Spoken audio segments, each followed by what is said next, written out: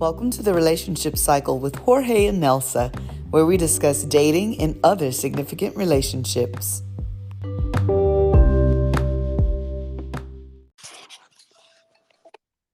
Great evening, great evening. Hola, Papi. Welcome What's shaking? back. Oh my gosh. It is countdown to the end of the year, and you are the father, Papi. You are The father of what? of this baby we made 2 years ago. Our podcast is a toddler, Papi. Our podcast is a toddler.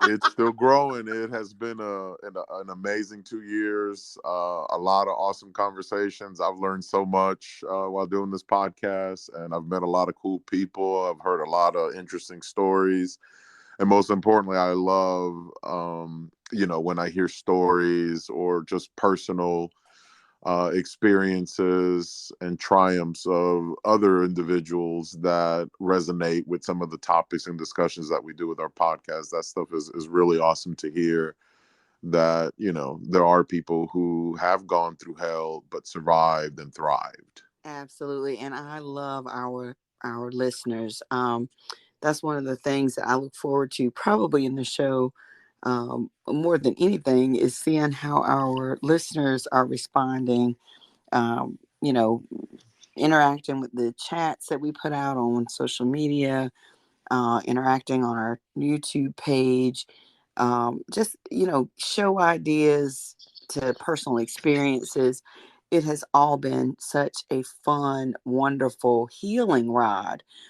Because honestly, for me, to be quite selfish, I feel like I've grown as the show has grown. Just, the amazing experts that we've had on the show, along with our listeners who, just shared their personal experiences.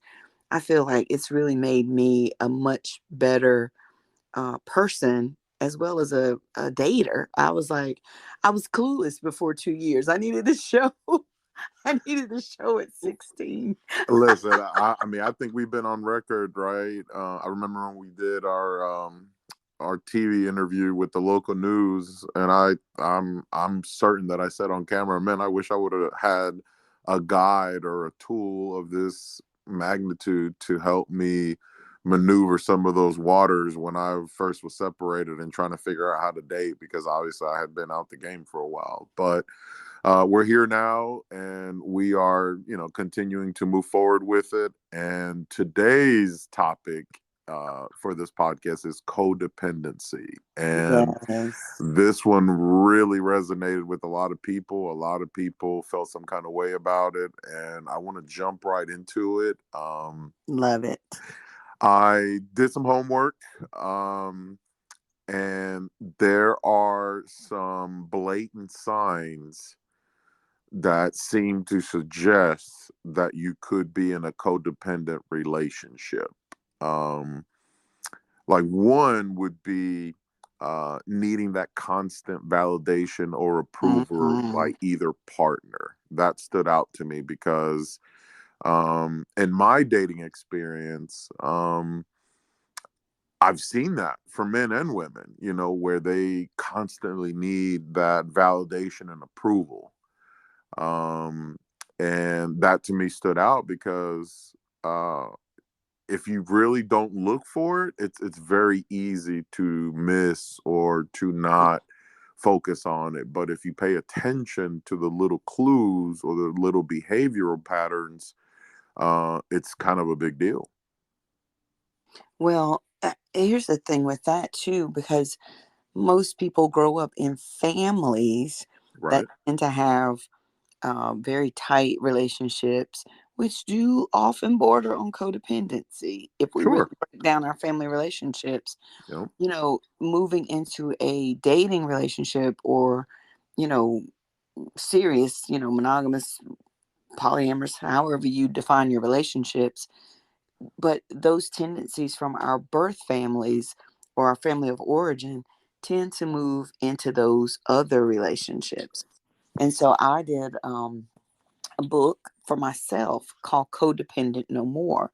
When I looked at several trends that I had in my dating life, they really revealed a lot about who I had been in my family relationship, always wanting to save people, looking at potential versus the reality of a person's behavior, um, sacrificing what I needed or wanted in order for the family to have what, each individual needed based on, my perception of that.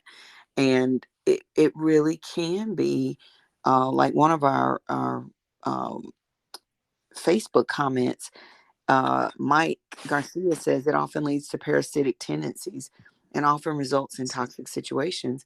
And I responded to him, in all relationships, because it's not just the dating that happens with. And codependency came out of Alcoholics Anonymous, and so from the work that people did on um, the family member who was alcoholic, they started looking at what the caretaker or the other family member or members were doing, and that became that behavior that they saw, where you would hide things, to not have everybody know that the person was an alcoholic.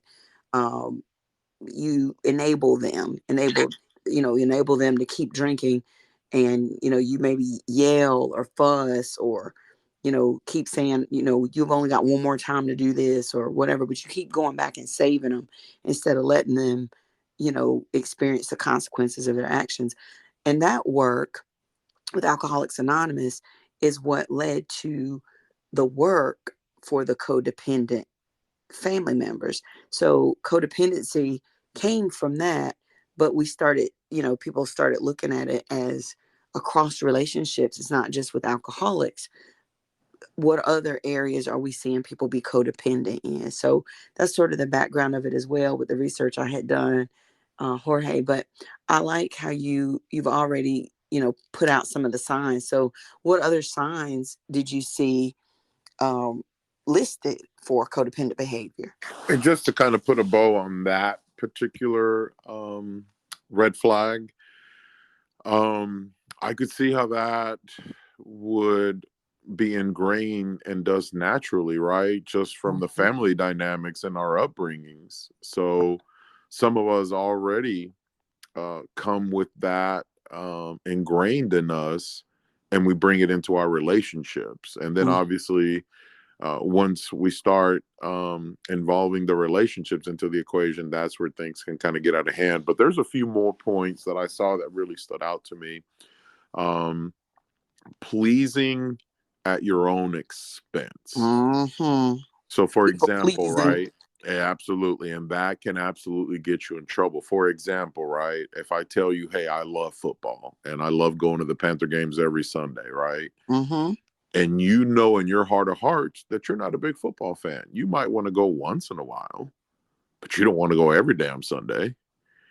And some people, right? And we've talked about this in other shows, right? Where some people, they get so consumed or so hung up into their partner that they start to change, or they start to do things that they generally wouldn't do or don't feel comfortable doing. But because they're so emotionally attached or they're so into their partner, that they are willing to please, even if it's at their own expense of being miserable for 3 hours, 4 hours, 5 hours, or whatever that may be. Right. Right. And I think, to compromise or to please your partner and do things that maybe they enjoy doing, like that's not people pleasing. That's, I want to I want to do something that matters to you. But if I'm doing those things all the time, but I'm not getting any kind of reciprocity from my partner doesn't feel like what I need is being served the way I serve them. Um, that's where that balance, when we get out of balance with things, that's where we have issues.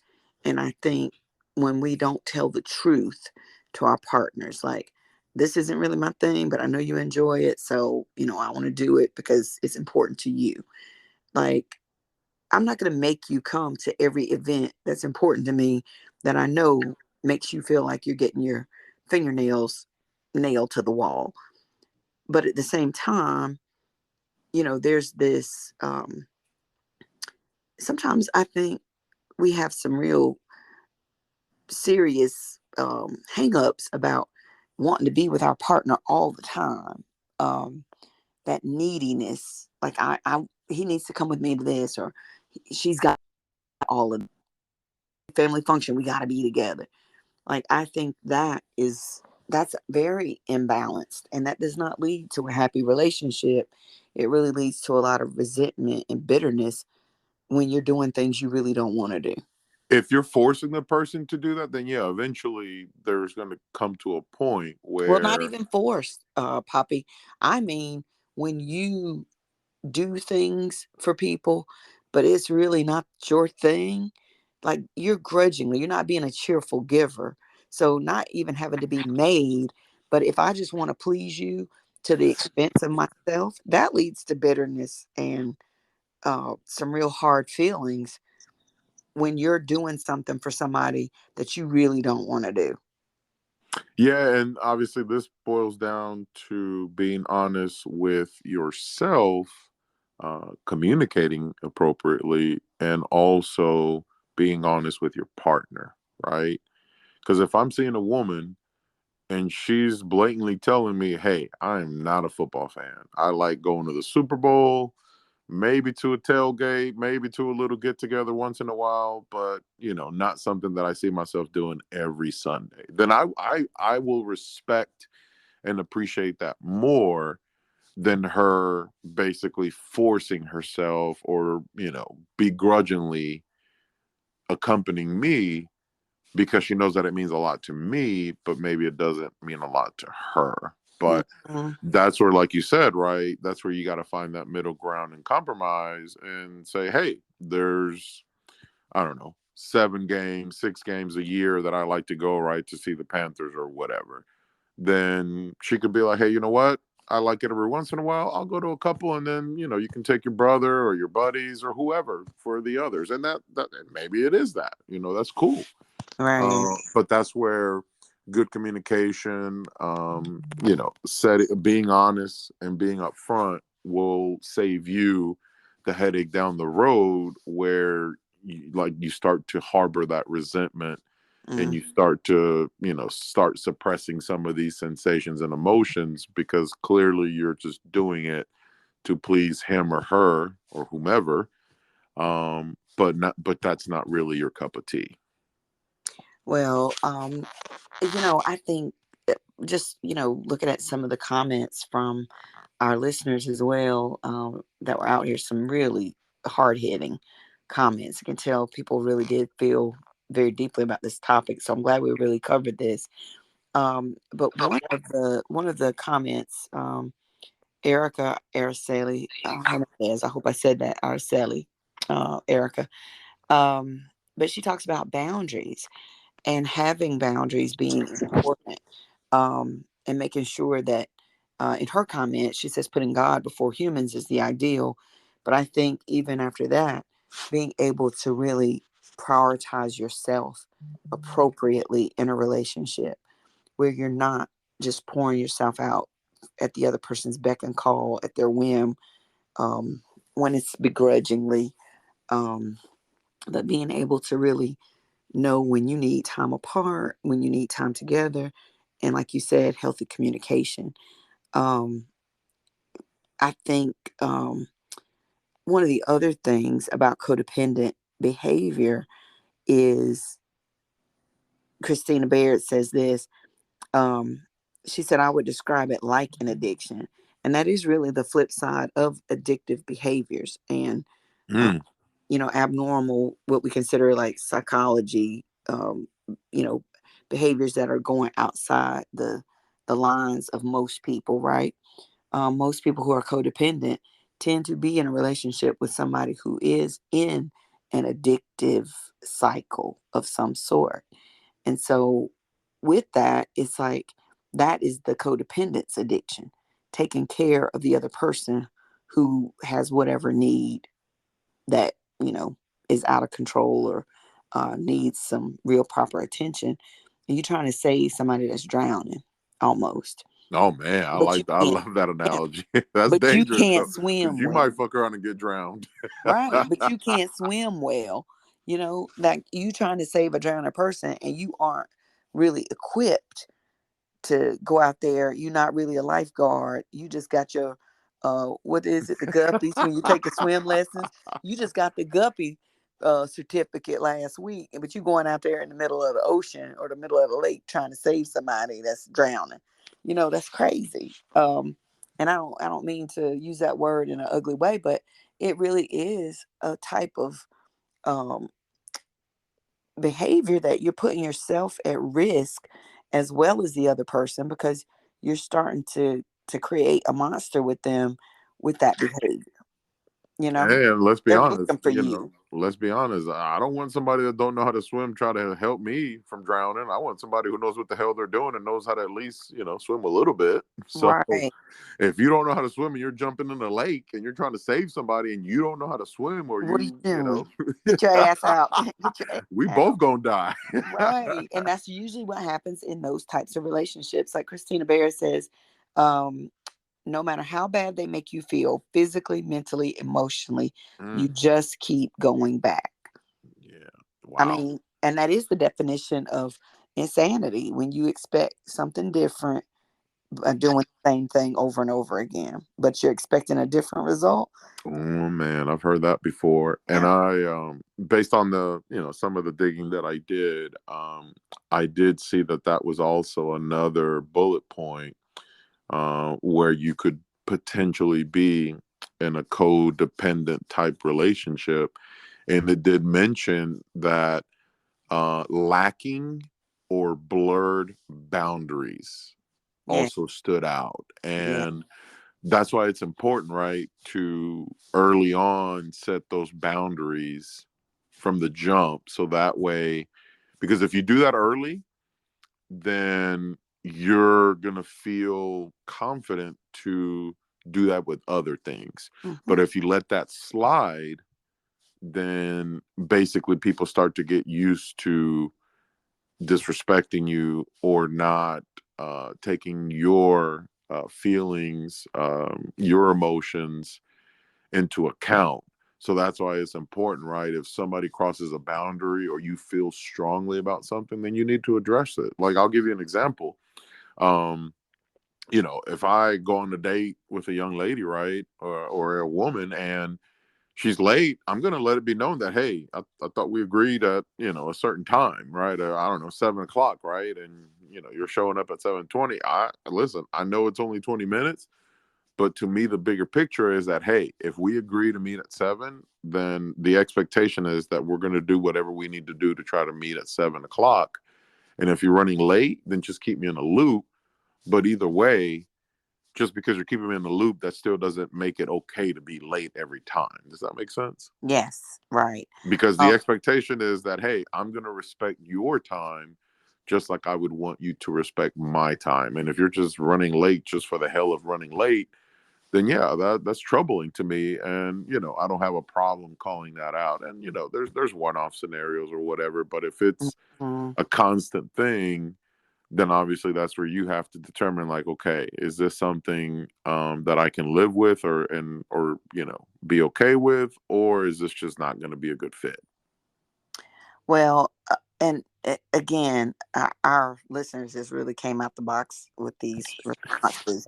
There was just some really, really dynamic responses here. But one of these that I really wanted to share, let me see if I can find it real quickly. Um, I want to say it's Megan Miller's in here. She had a really long response, but she had some really good points about the codependence behavior and how you stop being independent. Even using an example about how insecure people will want you to give them a good morning text, and if you don't, they start labeling you as, you don't care about me, you don't care about this relationship. Oh my, Yeah, wow. just but Something that small. that small, if you are in an unhealed situation, those kinds of things really stand out. Like, I need you to be like breathing the same air I breathe. I always laugh as the single woman. Um, I feel like Bridget Jones sometimes. I don't know if you remember that scene where she's at the table with the couples, and she's the only single person in this whole couple Christmas party or whatever Christmas dinner party she goes to. And so everybody is just like, "Oh, Bridge, when you're getting married, Bridge, you're not seeing anyone now." You know, it's just like this real Holiday talk. culture. Uh, right. But I've noticed it in other places, like, um, and I've really picked up on this being a single person. Like, I don't know that I paid attention to this because I was married. I have been married, but I don't know that I've paid attention to this. How single people are treated almost like they got humpbacks in a room full of coupled people. And so Mm.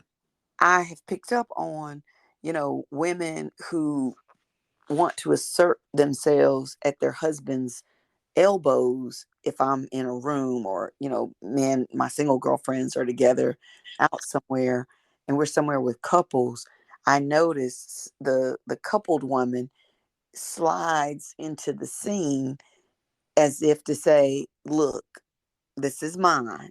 And some of them are very aggressive about, the way they show up, but I always find myself, and I know this is a part of my prior codependent behavior. I always try to neutralize the the tension by deliberately focusing my attention on the woman. Mm. Interesting. Right. And so, and even if they're like maybe just friends, I've noticed even some women who, have very territorial type behavior will slide themselves between whoever the chief male in the group is. If he's paying me any attention, it's almost like she's going to laugh or bring his attention back to her in order to, keep him from talking to the other single women at the table. Almost like, we already got him. Like, he's locked down. So, again, those to me are my behavior was codependent because I felt the need to fix the situation and make everybody feel good and feel comfortable, and, almost protect myself from being attacked, if you will, socially. And then from the other side of it, the insecurity people feel in relationships nowadays, like, I don't know if competition's so thick, people watching too much social media and seeing stuff go on. I don't know. But it's almost like you can't even be an individual anymore. Like, if you're not coupled up, who are you? You're like a social pariah, and you need to get, and that to me is a very codependent type. Like, y'all can't operate. Yeah, I mean, I know everybody says you guys one when you get married, but literally, you're not really one. You are still two separate people out here in the world. You're operating as a team, as one. But for some people, they take that thing really far. And, I just find it kind of interesting that um, just my blinders were on when I was married to even my own codependency. Well, it's funny. Like over the weekend, I was literally um having this conversation with people where I was telling them the worst dating advice you can ever get are from married people because they've been out the game for a long time. Right. Now, if you want advice on marriage, then yeah, by all means. But if you as a single individual or somebody who's actively dating and out in these streets, and you're getting advice from men or women who have been married for a long time, I think that I think a lot of that feedback may be misguided because now with the whole element of technology, with the whole element of social media and these apps, man, dating has just evolved and changed to something so different than what our grandmothers, our mothers, our family members were used to growing up. Hmm. And if they've been married for a long time, there's just things that they just won't understand. Well, and I think that's one thing I really love about our podcast, just kind of doubling back down on this 2-year journey we've been on, like the things that I've learned out here trying to date as a single person. Again, I could have used so much of this in a marriage as well. Mm. So, like being married does not automatically make you an expert in relationships. No, because I did you so could many be in a things very wrong. bad marriage, or an unhealthy marriage. So you might be harboring, and you Hmm. might be indulging in bad behavior and habits. So that doesn't make it right either. And you won't believe, And Nelson, how many people I've had, particularly women. They're like, "Well, why are you doing a relationship podcast if you're single?" I get that a lot. wow. Oh, I've gotten that a lot. So then I say, do you go to a gynecologist? And they're like, well, yeah, of course I do. And I'm like, is your gynecologist a man? And they're like, yeah. And I'm like, what the hell does a gynecologist know about a woman's body? Oh, A that's right. male gynecologist, yeah. He went to school, he educated himself, he's learned about a woman's body. He learned to get that information to understand how a woman's body works. So I shut that Right. down.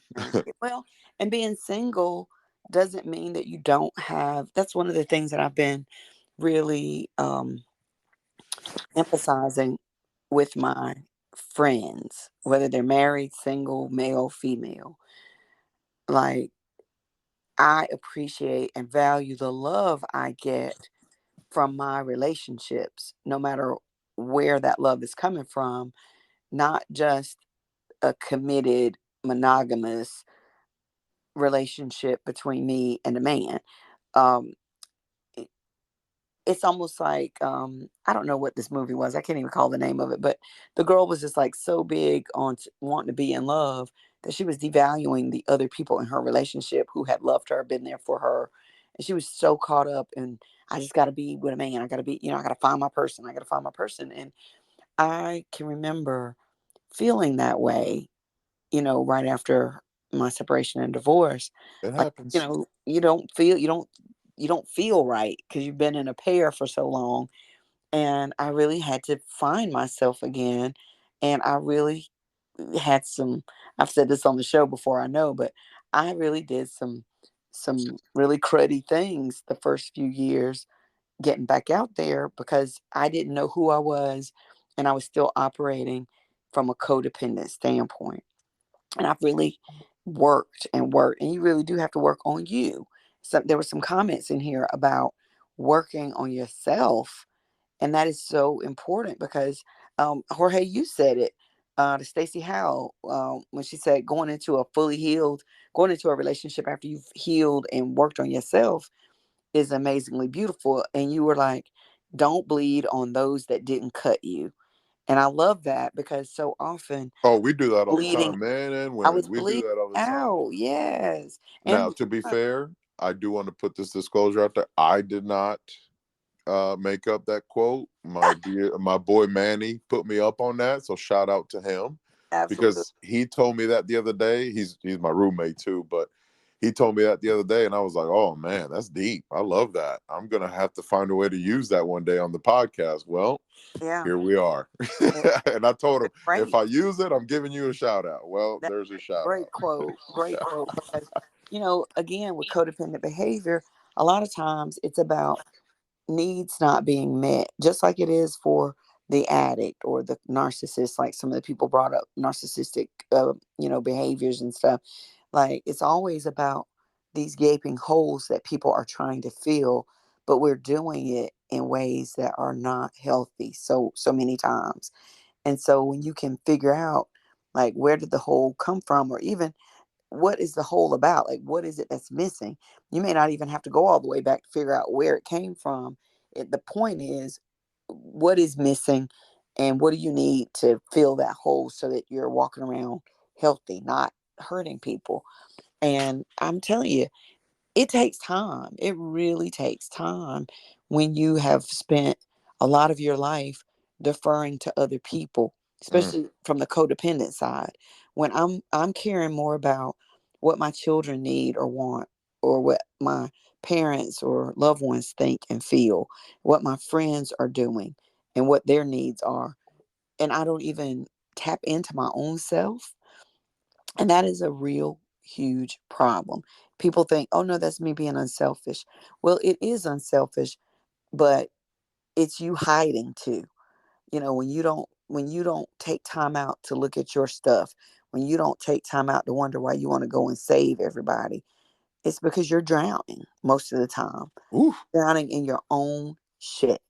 And you need to really stop and take a look at yourself. Hey, listen, it's hard. It's hard to call out our own bullshit, man. That's That's right. why. That's why I tell my boys, my friends, I'm like, look, I need perspective sometimes. And if I'm, if I'm getting off the tracks or if I'm misguided, then hey, call me out, because if you're my boy or or you're my friend, I'm gonna do the same. I'm gonna tell you some real shit. Sometimes it's not shit that you want to hear, but being a Sagittarius, that's just how we roll.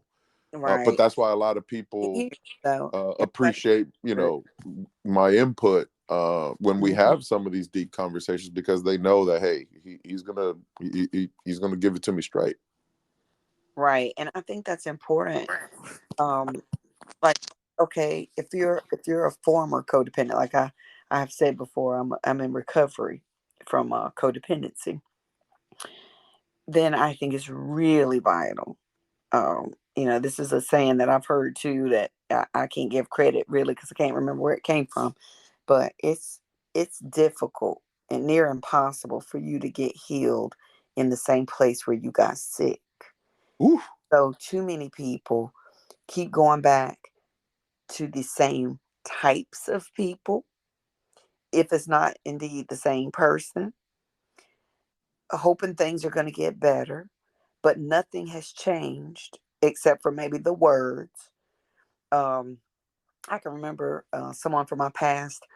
Every time I brought concerns to the table, I get this really long, you know, um, Sermon. well, a long letter. I get a letter, but I can tell you for a fact, I got the same letter at least 4 times. Oh man. That's like, but they thought they were like giving me this fresh, like new information. And I guess if I was one of those people, like I've always had the ability to remember stuff that I read. So I'm not one of those people who can go back and read books like fresh.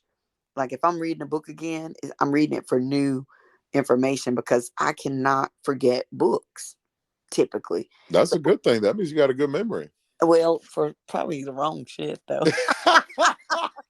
Imagine that, a woman with great memory. Man, I've never run into one of those. Right, but I mean, my memory needs to be working on like where did I put my keys? When I lay them down in the house usually. But I could remember like these letters were pretty much just changed the date, and it was the same exact wording, almost verbatim. Huh. But it's like, are you really hearing me? If we are having a conversation about things not changing, and you're still like giving me the same verbiage about the situation. So it sounds like he was just using recycled materials, huh? And maybe he thought it was fresh. I don't know. Maybe it wasn't like mine. I don't know. But I'm just like, as a codependent though, I would allow myself to get caught back up into the cycle of dependency because of the word. And that was something, who said this in the feed? You've got to really not look or not listen to the words, but really look at the actions of the person Oh in man, that's order. deep. Here it is. Here it is. This is when Heidi Jones was talking about codependency is the other side of the narcissist coin. She said her father's codependent and has a pet narcissist. They are perfectly miserable and a great match. My recommendation for anyone in this dynamic, the codependent is equally to blame. Do not divulge any information about your life. Always redirect conversation back to them or their pet narcissist. Look at their actions, not their words. Um, I don't know exactly what this situation is Heidi is describing, but I think this piece about looking at people's actions and not their words is one of the most important things out of all of this. Because with anybody, in the Bible it says, somebody by a tree by the fruit it bears, not the words somebody speaks. Anybody can say anything at Oh, any we've moment. touched on that on Right. many topics, and Right. we always go back to hey, don't get hung up on the words. The words are nice, but words are nice when the actions When it match. all lines up. Exactly. When they don't like, when you see the words that are being spewed, that's cool. But then when you compare it to the actions and they're not lining up or they're not on the same wavelength, then that's a concern, because that typically doesn't get better. And speaking of owning your bullshit, right? Mhm. That's one of the reasons why my marriage struggled, because I was becoming too codependent with her. Like I told you, I didn't learn to cook till the quarantine. So I put all the responsibility on my ex-wife to cook, because I had no idea. I could barely make eggs or bacon. And that was a lot of pressure on her.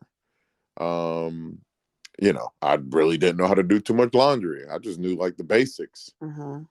So that was like a lot of pressure, because she pretty much had to hold down the whole household. And, I had to adapt, because growing up, being a Hispanic male, our mamas baby the shit out of us. And my mama loved to cook. So I never had a desire, I never had a need, and I never had to worry about, hey, am I going to have a hot meal? No, my mom, she cooked that stuff for me. But Mama Bear, And sure her baby was right. yeah, but and listen, that's awesome, right? Yeah. In a mother-son relationship. Yeah, But but then, right, husband. when and then when you graduate and move out the house and you're moving in with a woman who's not your mother and who's your wife or your partner, or your girlfriend or fiance or whatnot, Mhm. she ain't your mama. And she gonna feel some kind of way when you're trying to hold her to that standard. And obviously, that became an issue. I've acknowledged that, and I've learned to not become reliant and dependent on a woman to help me with that. Now, obviously, living on my own, you know me well enough where, hey, if I need to make myself a meal, I can make myself a nice meal. And can you please have leftovers for me? You I know I vouch got you. for it, people. I can You know I got for you. it. You know I love cooking, and it is definitely something I enjoy doing, but it wasn't always the case. That is a Yeah. new passion that I've discovered. But in focusing on the bigger picture, yeah, that definitely played a part in why my marriage was a tough transition, Mhm. because I was too reliant and too dependent on her, and that's a lot of pressure to put on one person. And that's the truth. I was that way emotionally, Poppy. Like, that emotional neediness was definitely there. Um, I don't know if that stemmed from being an only child or um I don't know. I don't really know. When I looked at my family lineage, though, there is a history of codependency, down my family line, just always caretaking and um, looking out for people at the expense of yourself. That kind of behavior has I been mean, I would well venture to say that the old school way, as far as marriages and relationships, codependency was almost, a given. it was almost part of the deal, right? However, now that we've evolved and we've gotten smarter and more self-aware, there's some dangerous downfalls to codependency. And if you're not careful, and if you're not aware of those dangers, then it can definitely blow up in your face.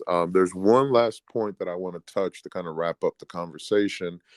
And it mentioned that parroting your partner's thoughts and beliefs is also a sign of codependency. Mm. So, for example, right, like Yeah. I'm generally I'm a God fearing man. I grew up in church, all Hmm. that good stuff, and then I meet a woman who's maybe, I don't know, an atheist, right? Yeah. And then I start to kind of get exposed to that a little bit, and then she starts to push me right towards that direction. That can also be considered part of the codependency pattern. Parroting those same thoughts and beliefs of your partner, even though maybe in your heart of hearts, you know that, hey, you know what, that's not really what I believe in, or that's not what I stand for. So that's also something to keep in the back of your mind, that you need to really look in the mirror and ask yourself, is that really what I want for myself? Is that really what I want to believe? Is that really what I want to pursue? Or do I really want to still focus on my relationship with God, or, whatever denomination or religion or political views or whatnot you stand for? Well, just because you love chocolate cake doesn't mean that I love chocolate cake.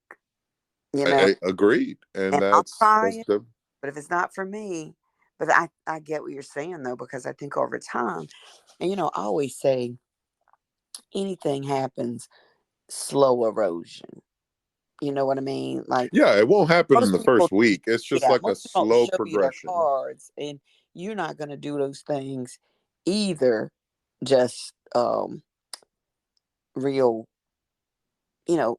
You tell me you like, you know, the Panthers, but I love, you know, Cowboys Pittsburgh. or whatever. Hell no. I know you didn't say the Cowboys. Oh. I hate the This Cowboys. podcast is I'm on over. record with that. You put that on me again. We will never podcast again. Absolutely not. Cowboys fans, I know y'all love your people. I do love your faithfulness. Um, but anyway, you about made me lose my train of thought. Bring it back. Bring it back. Come back. Slow erosion. Like sometimes things will happen like little bit, little bit, little bit, little bit. You insist we got to go to this party, and because it's something you really want to do, and I'm like, okay, well, I'll go this time. But then it becomes, you're constantly insisting, or I'm constantly giving my decision making away, because that's what a lot of codependents will do. It's not that the other person necessarily pressures you at the front end of anything. Usually the pressure doesn't come until you want to try to take your voice back. Mm. So a lot of times we have given our power away by saying things like, what do you want to eat, honey? Oh, it doesn't matter. When really it does. I would love to go to Cheesecake Factory tonight, baby. And you can say yes or no if it's possible or not. But a lot of times we won't even make a decision as codependents because we're too fearful that we won't make the right quote unquote decision based on what the other person wants. Or we're too busy trying to read your mind. Like, okay, I know Poppy loves the little place over on the corner that has the little um tender. Let's go there. I'm gonna just say let's go there because I know he likes it. So you start trying to predict behavior or predict the other person's wants and needs. And so be careful.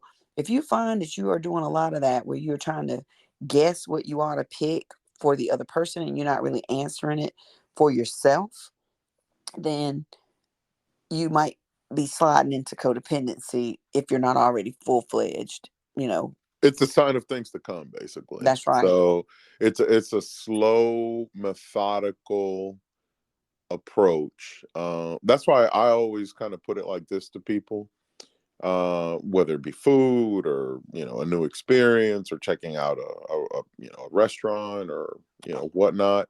I always say this: hey, look, if you're curious about it, try it once, and then if you don't like it, I'll never bring it up to you ever again. Right. So then at that point, it's on you, basically. But Right. that trying to guilt somebody into something, or trying to be like, oh, it's my birthday, man, do this for me, or blah blah blah, or Mm-hmm. it's really something that means a lot, kind of like guilting somebody into that's Right. not good. That's That's not cool. not And healthy. that's opening up a can of worms, because that behavior is going to start to lead into other things. Right. Well, this has been some good discussion. And I know we could really, like one of the ladies said on the feed, we could talk about it for hours. I could, for real.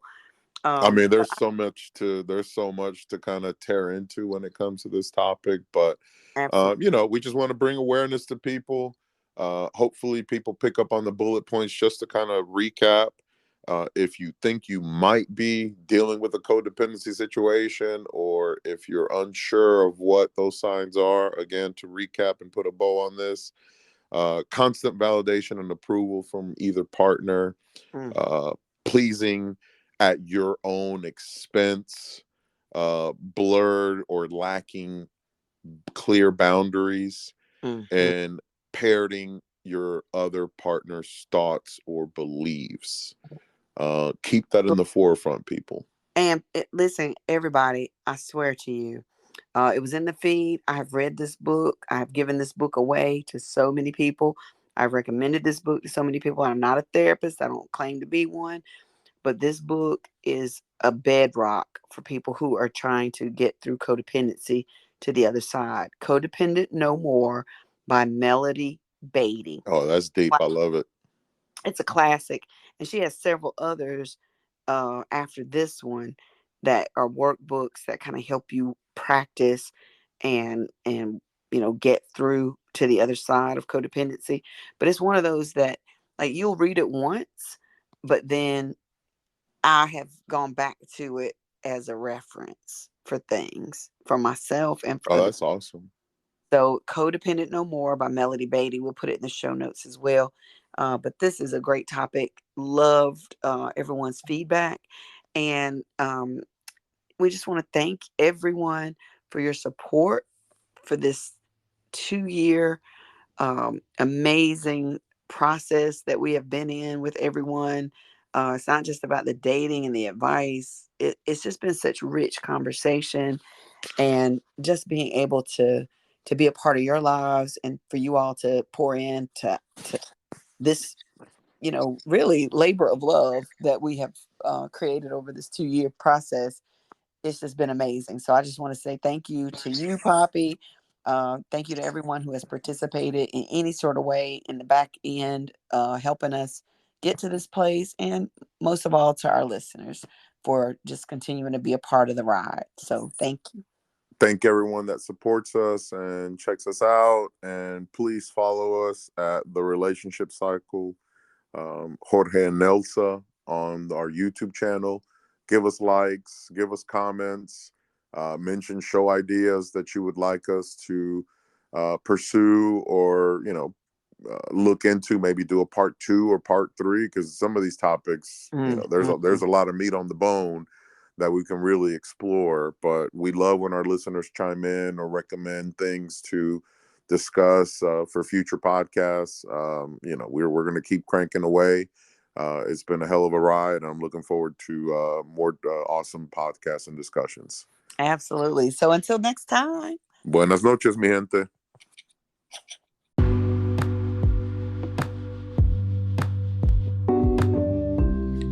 Thanks for joining us today on The Relationship Cycle with Jorge and Nelsa. Do you have show ideas? Email us at jorgeandnelsa@gmail.com. Follow us on Spotify or anchor.fm for more great shows.